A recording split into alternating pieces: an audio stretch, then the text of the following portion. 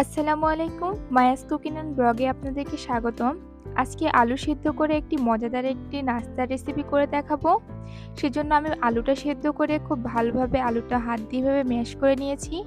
আর তার সাথে অ্যাড করে দিচ্ছি 2 টেবিল চামচ বেসন, 1 টেবিল চামচ কর্নফ্লাওয়ার, ধনেপাতা কুচি, দিয়ে দিলাম পরিমাণ মতো লবণ, 2 চামচ মরিচের গুঁড়া, আর তার সাথে অ্যাড করে দিচ্ছি আমি আধা চামচ ধনিয়া গুঁড়া, আধা চামচ জিরা গুঁড়া, আর সাথে আধা চামচ দিয়ে দিচ্ছি গোলমরিচের গুঁড়া। এবার হাত দিয়ে খুব ভালোভাবে আমি এটা মিশিয়ে নেব।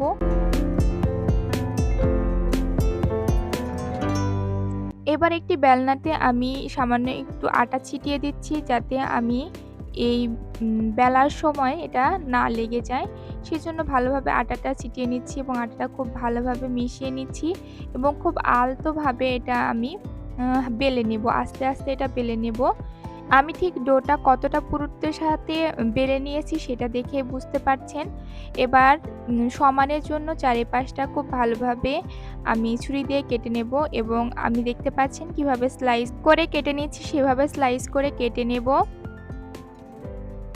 কাটা হয়ে গেলে খুব সাবধানতার সাথে আমি উঠিয়ে আলাদা পাত্রে রেখে দেব এবং চলে যাব এটা ভাজার জন্য।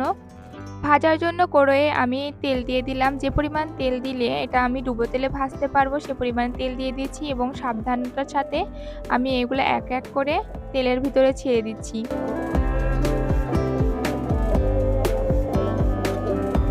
এক পিসটা আমার ভাজা হয়ে গেলে আমি এটা সাবধানতার সাথে খুব ভালোভাবে অপর পিসটা উল্টে দেব এবং সবগুলো খুব ভালোভাবে মিডিয়াম লো হিটে রেখে আস্তে আস্তে আমি এটা ভেজে নেব লাল লাল করে।